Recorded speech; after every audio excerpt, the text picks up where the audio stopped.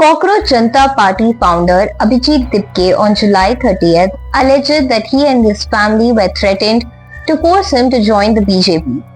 He also demanded the resignation of Union Home Minister Amit Shah, holding him responsible for the police action during the 20th July student protest in Delhi. Addressing a press conference, Dipke claimed that his parents had also been threatened. He questioned why those holding the country's highest offices would allegedly intimidate a student leader.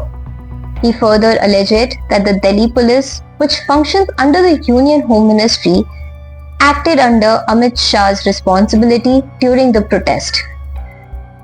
Dipke rejected the BJP's denial that police had opened fire during the demonstrations.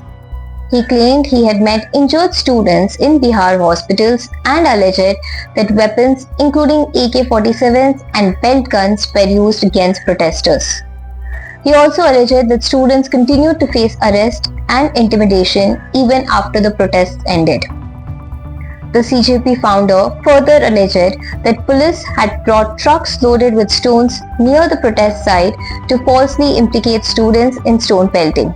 Targeting the centre, Dipke criticized newly appointed Education Minister Prahlad Joshi, alleging that the government was protecting criminals.